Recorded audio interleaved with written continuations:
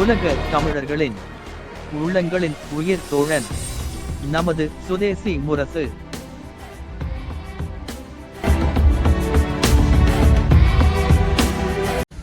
இப்படி பல்வேறு விதமான அமைப்புகளை நடத்தி அவருடைய ஓட்டு வங்கியை மக்கள் மத்தியில் கொண்டு செல்லக்கூடிய வகையில் அவருடைய அந்த நாடக நடிப்பு திறமை அதிகப்படுத்தியிருக்கிறார். அவருடைய ஓட்டு வங்கி, அந்த பாரதிய ஜனதா கட்சியுடைய ஓட்டு வங்கி 4% 7% உயர்ந்திருக்கலாம். பல்வேறு ஊடகங்கள் பிஜேபி மிகப்பெரிய ஒரு வலிமையான இயக்கத்தை போல, மிகப்பெரிய ஒரு வலிமையான கட்சியை போல நடத்தியிருக்கிறார்கள். நீங்க தான் 100க்கு 300 தடவை வலிமையான கட்சி நீங்களே அங்கீகாரம் கொடுக்குறீங்க. இப்போ வந்து பல்லடம் தொகுதியில் மிகப்பெரிய மாநாடு ஒன்று நடத்தியிருக்கிறாங்க. பல இளைஞர்கள் கலந்து கொண்டாங்கன்னு சொல்லியிருக்கிறாங்க. எப்படி பார்க்குறீங்க? தமிழகத்தில் பல்லடம் என்பது ஒரு சிறிய மாநகரம். இது அவருடைய வேள்வியை காத்திருக்க வேண்டுமானால் சென்னையிலே மிகப்பெரிய ஒரு மாநாடு நடத்தியிருக்க வேண்டும். அதே போல தமிழகத்தினுடைய 2வது தலைநகரமாகிய திருச்சியிலே செய்திருந்தால் அது வரவேற்கக்கூடிய வகையிலே இருக்கும். ஆனால் இங்கே ஈரோடு, கோயம்புத்தூர், திருப்பூர் பகுதியில் வெளி மாநிலங்களில் இருந்து வந்த அந்த கூலி தொழிலாளர்களை வைத்து அவர்களுக்கு நிறைய பணங்களை கொடுத்து அவர்கள் ஒரு நாளைக்கு ஒரு 600 ரூபாய் சம்பாதித்திருந்தால் கூட அவருக்கு 2000 3000 என்று கொடுக்கும் போது அந்த கூட்டம் வரத்தானே செய்யும். அப்படி இருக்கையில் எப்படி பிஜேபி வலிமையான கட்சியாக இருக்கும் என்பதில் எந்த விதமான மாற்று கருத்தும் இல்லை.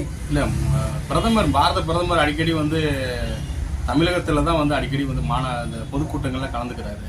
இப்போ சமீபத்தில் சரத்குமார் அவர்கள் சமத்துவ மக்கள் கட்சியை கொண்டு போய் இணைச்சிருக்கிறாரு. எப்படி பார்க்குறீங்க? இப்போ நடிகர்லாம் ஈர்ப்பு விஷயமாக தானே பண்ணிட்டு இருக்காங்க.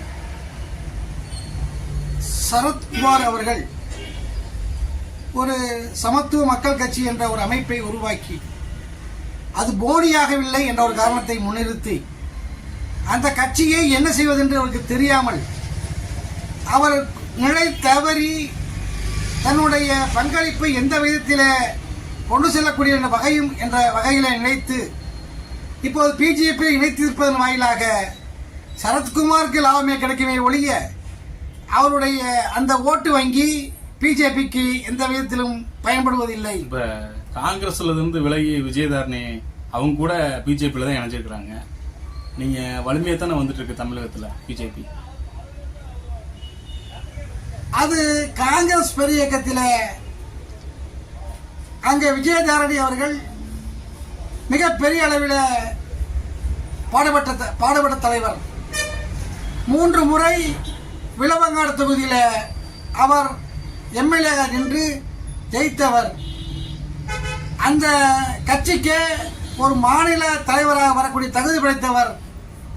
அவரை அந்த கட்சி ஒதுக்கி தள்ளியதாக நினைத்து இப்படி வெற்றி பெறாத ஒரு கட்சியில் இணைந்ததன் வாயிலாக அவருக்கு மிகப்பெரிய ஒரு இழிவான செயலுக்கு, ஒரு இழிவான முறைக்கு நடத்தி இருக்கிறது. ஆகவே அவர் பிஜேபி கட்சியில் அவர் சேர்ந்ததன் வாயிலாக எம்பி தொகுதியை பெற்றிட முடியும் என்று நினைத்து வந்திருக்கிறார். அது உங்களுக்கே தெரியும். அவர் மிகப்பெரிய வெற்றியை அடைய மாட்டார். அதன் வாயிலாக அவர் அங்கு சென்றதன் காரணமாக பிஜேபிக்கு மிகப்பெரிய இழப்பாகவும் அவருடைய அடுத்த தலைமுறைக்கு, அவருடைய வாழ்க்கைக்கு இது தவறான முறையில் மாறிவிடும் என்பதில் ஐயமில்லை. நன்றி, வணக்கம். தமிழக ஊடகங்கள் கருத்து கணிப்புகள் ஒரு கட்சி சார்பாகவே உள்ளது என்று சில விமர்சகர்கள்லாம் சொல்லியிருக்காங்க. எப்படி பார்க்குறீங்க? ஆம், ஒரு மிகப்பெரிய ஊடகம், அந்த ஊடகத்தினுடைய தலைவர் அந்த பாரதிய ஜனதா கட்சியில ஒரு சீட்டை பெற்று அதன் மூலம் வேட்பாளராக இருக்கின்றார். அவர்கள் என்ன செய்வதென்றே தெரியாமல், அப்படி இருந்தால் நல்லா இருக்கும். பாரதிய ஜனதா கட்சியினுடைய ஓட்டு வங்கி 4%இருந்து 7% மாறி இருக்கலாம். அந்த கருத்து கணிப்பு 25% என்று சொல்லி அந்த செய்தி சேனலுக்கு ஒரு மிகப்பெரிய இலக்கை ஏற்படுத்தியிருக்கிறார்கள். இது எல்லாம் அது எப்படி இருந்திருக்க வேண்டும்? இன்றைக்கு கருத்து கணிப்பை எல்லாம் விளம்பர ஊடகங்கள் வாயிலாகவும், இன்றைக்கு செல்போனிலே யார் யார் பேசுகிறார்கள், யார் யார் பிழைகிறார்கள் என்றால் படித்த வேலையில்லாத இளைஞர்கள் மட்டுமே அந்த லேப்டாப் செல்போனை பயன்படுத்துகின்றார்கள். குக்கிராமங்களிலே இருக்கும் உழைப்பாளிகளும் அல்லது இங்கே இருக்கக்கூடிய நடுத்தர மக்களும் அவர்களது ஓட்டுக்குள்ள விஷயங்கள், எந்த கட்சிக்கு ஆதரவு என்ற முறையில் அவர்கள் விசாரிக்க முடியாமல், அவர்கள் கண்ணுக்கப்பட்டவர்களைப் போல அவர்கள் ஒரு கலந்தாய்வு செய்து அது ஒரு மாய தோற்றத்தை ஏற்படுத்தக்கூடிய வகையில் இருக்கும் என்பதில் எந்தவித மாற்று கருத்து இல்லை. மக்களின் வேட்பாளர் யார்? உண்மையான வேட்பாளர் யார்? மக்களின் வேட்பாளர், அன்பிற்குரிய நண்பர்களே, இன்றைய தினம் பாரத பிரதமர் மோடி அவருடைய அலை வட மாநிலங்களிலே வீசுகிறது. அது 175 சீட்டுகளிலிருந்து 200 சீட்டு வரை வெற்றி பெறக்கூடிய வாய்ப்பு இருக்கிறது. ஆனால் மாநிலங்களில் இருக்கக்கூடிய மாநில கட்சிகள், அந்த மாநில கட்சிகள் எல்லாம் இப்பொழுது வலிமையாக இருக்கின்றது.